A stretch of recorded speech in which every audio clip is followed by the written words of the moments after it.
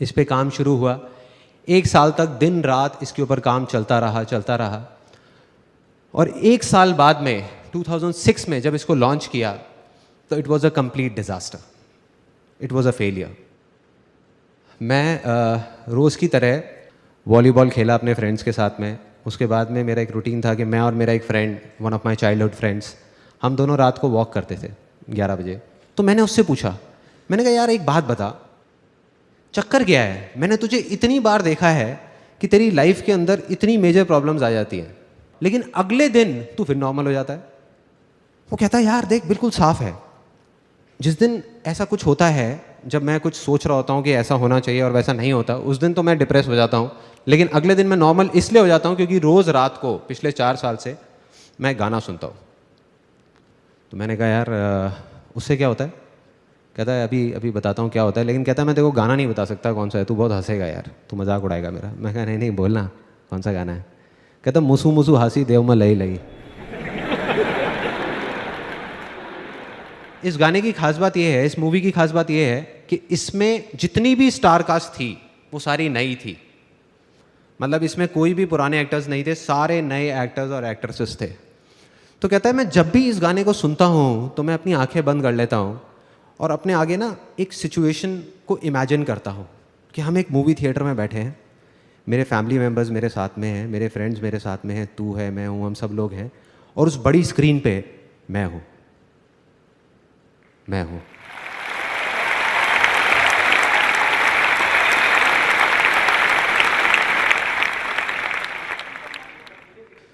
सो ये जो छोटी सी चीज़ सुनने में लग रही थी, ये मेरे को समझ आ गई थी कि कुछ बड़ा है इसके अंदर। मैं इमीडिएटली घर गया, मैंने कहा ये एक बार सुनता है ना गाना, मैं 50 बार सुनूंगा एक दिन में, देखता हूँ क्या होता है। क्योंकि मैं ना कोरिलेट कर रहा था चीज़ों को। मैंने एक बुक पढ़ी थी, think and grow rich by Napoleon Hill. किसने पढ़ी है यहाँ पे? पढ़ी है, ओके। सो उसमें एक इमेजिनेशन के ऊपर पूरा का पूरा चैप्टर था, और जब मैंने वो पढ़ी तब मैंने कुछ नहीं किया। मैंने कहा छोड़ना, इमेजिनेशन चैप्टर पढ़ा और आगे निकल गया। सुना उस टाइम पे बहुत अच्छा लगा, लेकिन आगे निकल गया। लेकिन जब प्रैक्टिकली मैंने अपने दोस्त को ये करते हुए देखा तो मैंने कहा करके देखता हूँ क्या प्रॉब्लम है। घर गया, जा करके एक सीडी पड़ी हुई थी, audio CD of one of my favourite songs. वो सॉन्ग मेरा फेवरेट होता था, उसको मैंने सुनना शुरू कर दिया लूप में लगा करके, पागलों की तरह। मतलब शुरू में मैं 1 बार सुना, 2 बार सुना, 3 बार सुना, धीरे धीरे फील आने लगी, धीरे धीरे मुझे लगा कि मेरे अंदर कुछ एनर्जी सी चल रही है, कुछ हो रहा है। और मैं सिर्फ एक ही चीज़ इमेजिन करता था उस सॉन्ग को सुन करके, उसको प्ले कर देता था लूप में बार बार, और सिर्फ ये इमेजिन करता था जो मेरा अल्टीमेट एम था। वो क्या था कि मेरी जो साइट है इमेजेस बाज़ार, वो सिर्फ इंडिया की नहीं, पूरे वर्ल्ड की सबसे फास्ट साइट बन चुकी है। उस साइट में प्रॉब्लम क्या थी कि वो बहुत ही स्लो थी। मतलब एक सिंपल सर्च क्वेरी भी 1 मिनट 2 मिनट लगा देती थी, और जब ज़्यादा ट्रैफिक आया था तो साइट डाउन हो जाती थी कई घंटे के लिए। जिस वजह से, क्योंकि साइट डाउन रहती थी तो कोई आता ही नहीं था, या साइट इतनी स्लो थी इसलिए कोई नहीं आता था। तो मैंने इमेजिन करना शुरू कर दिया कि ये फास्टेस्ट साइट बन चुकी है पूरे वर्ल्ड की, और सिर्फ वही इमेजिन करता रहता था आंख बंद करके। मुझे नहीं पता था ये कैसे होगा। करता रहा। तो तीसरे दिन रात को 11:30 बजे जब ये गाना चल रहा था तो उसमें मेरी एक फेवरेट लाइन होती थी। घर वाले सब सो चुके थे, मैं शीशे के सामने जाके खड़ा हुआ और ये लाइन गाने लग गया चीख करके। Do you want me to sing that? Yes और नो? यस और नो? ओके। तो अपने कान बंद कर सकते हो आप लोग अगर चाहो तो, बाद में मत बोलना कि वार्न नहीं किया था मेरे को। रोके तुझको आंधियां क्या जमीन और आसमां, पाएगा जो लक्ष्य है तेरा। लक्ष्य को हर हाल में पाना है।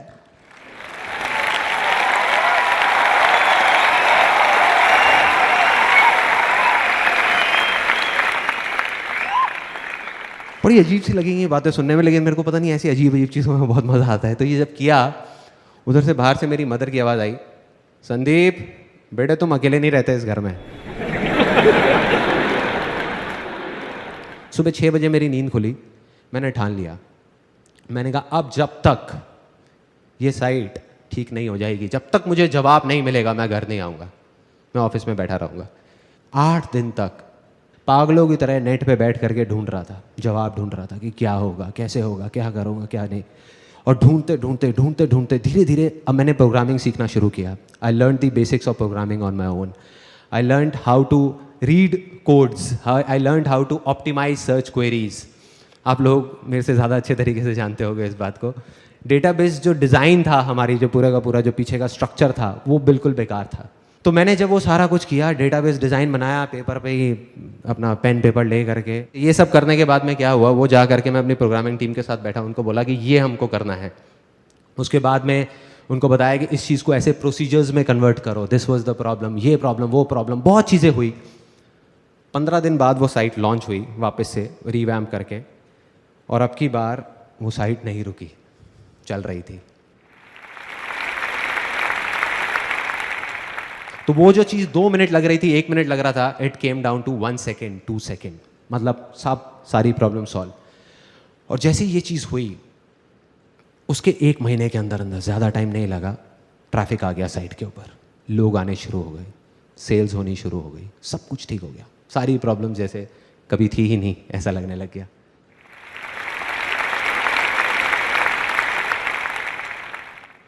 डे 2, हम फैमिली के साथ सब लोग बैठे हुए थे एक रेस्टोरेंट में.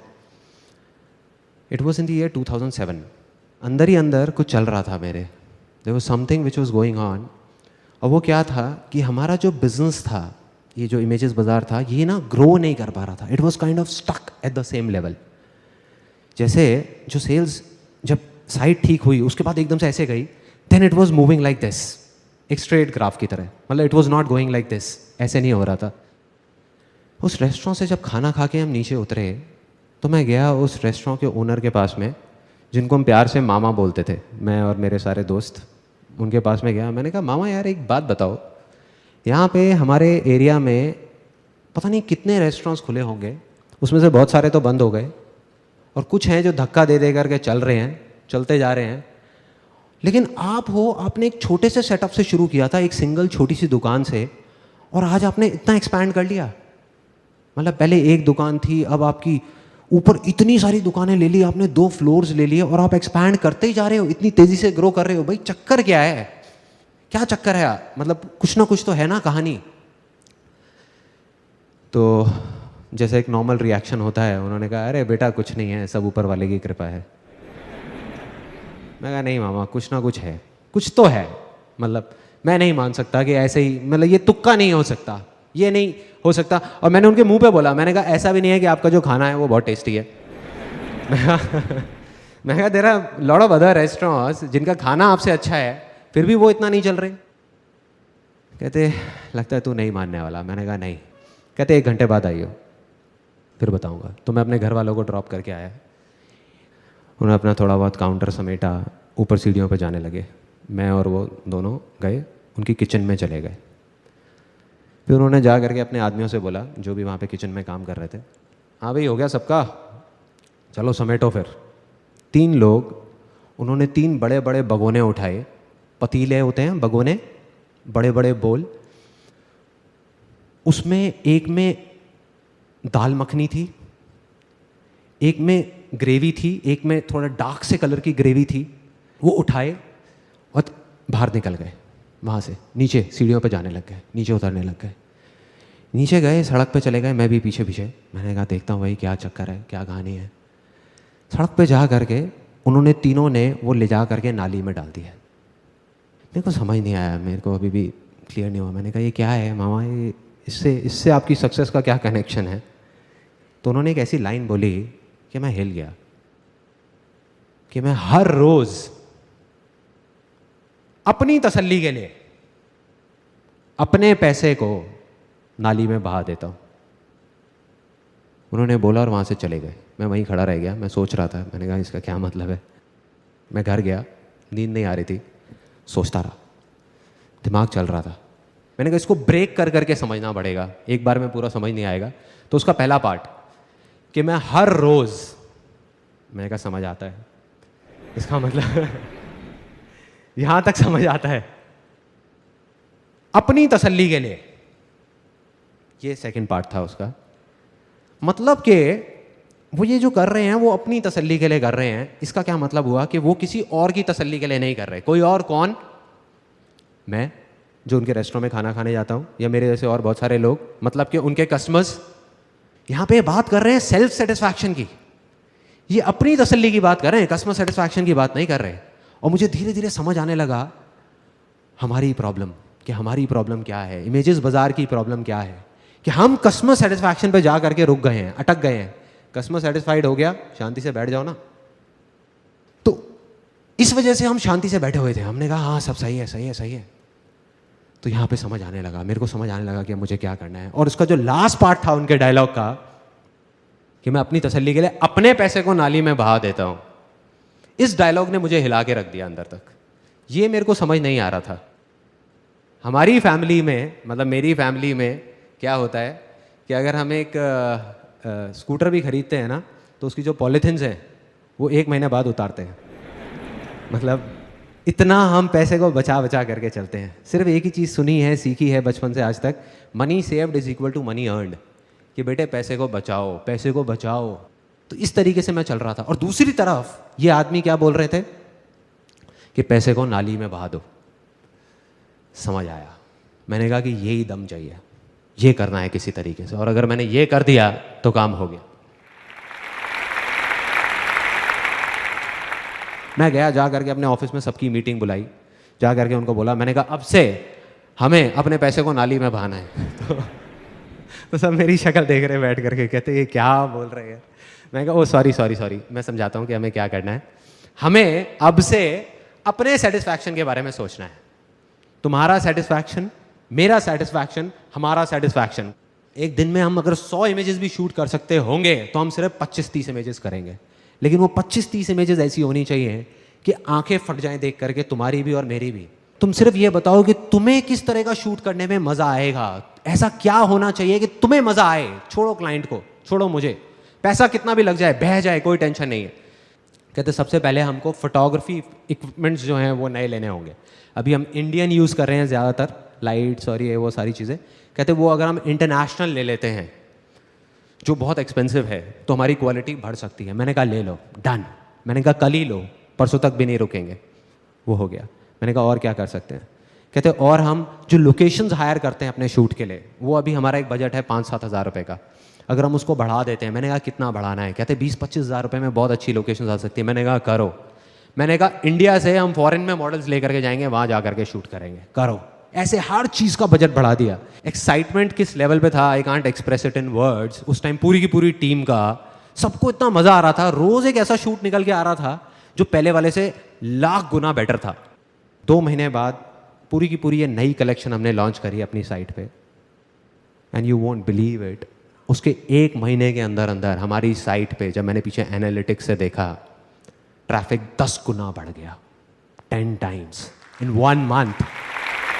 इमेजेस बाजार बिकेगा सक्सेस। डे 3, दिमाग मेरा बन चुका था एक एंटरप्रेन्योर का। एंटरप्रेन्योर, बिल्कुल एक एंटरप्रेन्योर की तरह सोच रहा था कि ये जो हमारा बिजनेस है इमेजेस बाजार, चाहे कितना भी अच्छा हो, बट हम एक नीश सेगमेंट में ऑपरेट कर रहे हैं। So there is a limit to where we can grow. साल का अब हम 30-40% से ग्रो कर सकते हैं, बट अगर हम एक्सपोनेंशियल ग्रोथ की बात करें तो वो नहीं हो सकता। अगर मैं ये चाहूँ कि इसकी रेवेन्यूज़ को यहाँ से बढ़ा करके 10,000 करोड़ कर दूँ तो नहीं हो सकता। उसके लिए एक आइडिया आया और उस आइडिया पे काम करना मैंने शुरू किया। ऑलमोस्ट 5 महीने तक मैंने काम किया दिन रात उस आइडिया पे। I tell you that idea वो क्या था। It was very simple. Air purifiers, India में हर घर में आज की डेट में एक वाटर प्यूरीफायर है, बट एयर प्यूरीफायर का किसी ने नाम तक नहीं सुना है। On the other hand, penetration rate of air purifiers in countries like North America, it's more than 30%. In Japan, it's more than 17%, and it's growing like anything in all over the world. India में अभी तक एक भी ऐसा brand नहीं है, या ये कह लो कि ब्रांड रिकॉल नहीं है किसी भी ब्रांड की। So the plan was ready, business plan was ready, market research हो चुका था, marketing strategy was ready, investors were ready, and I was 110% sure कि आने वाले 10 साल के अंदर अंदर it's going to be $1 billion company in terms of valuation. दिमाग ऐसे सोच रहा था, दिल कह रहा था कि मैंने अपने आप से एक कमिटमेंट किया था जब ये कंपनी शुरू भी नहीं हुई थी इमेजेस बाजार। उससे काफ़ी साल पहले, जब मैं अराउंड 22-23 साल का था, कि अगर मैं ज़िंदगी में कभी कुछ बन गया, तब मैंने और बहुत सारे काम किए थे, बहुत प्रॉब्लम्स आ रही थी, फैमिली की कंडीशंस काफ़ी ख़राब थी। तो मैंने कहा था अपने आप से कि अगर मैं कभी कुछ बन गया ज़िंदगी में, तो मैं अपने तक नहीं रखूँगा उन सारे एक्सपीरियंसेस को, शेयर करूँगा पूरी दुनिया के साथ, वैसे लोगों के साथ जो मेरी तरह ही कुछ करना चाहते हैं। 2:30 बजे रात के, it was again a turning point of my life.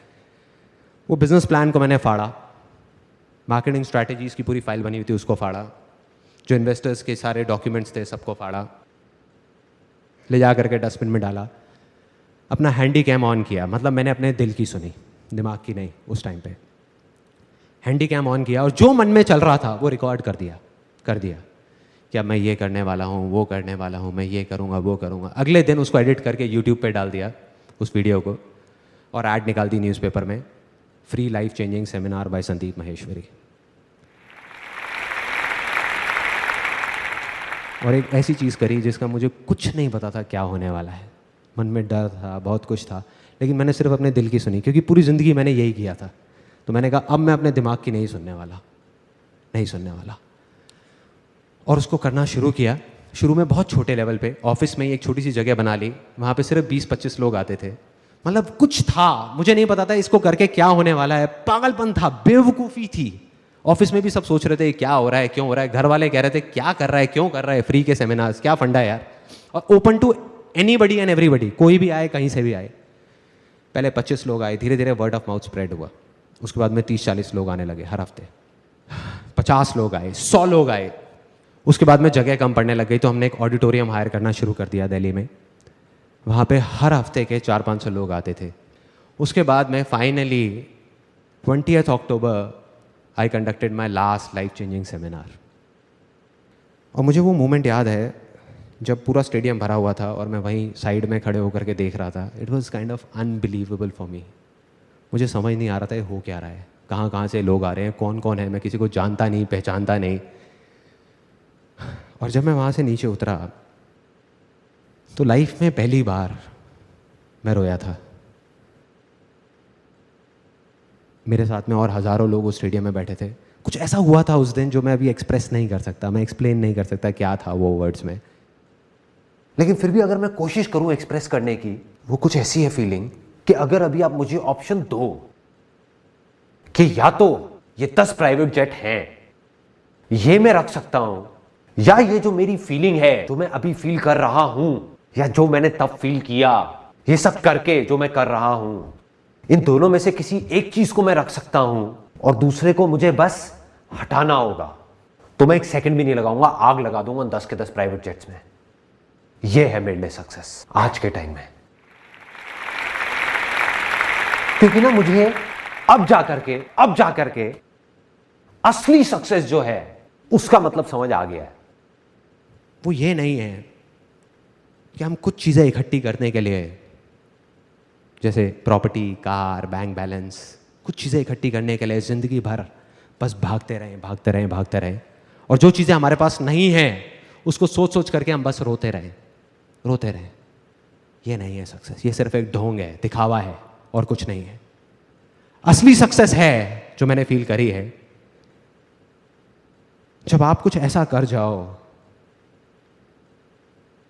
कि अपनी हर चीज़ गंवाने के बाद भी, हर चीज़, आप हंसते हंसते मर सको। वो है असली success. That is success for me.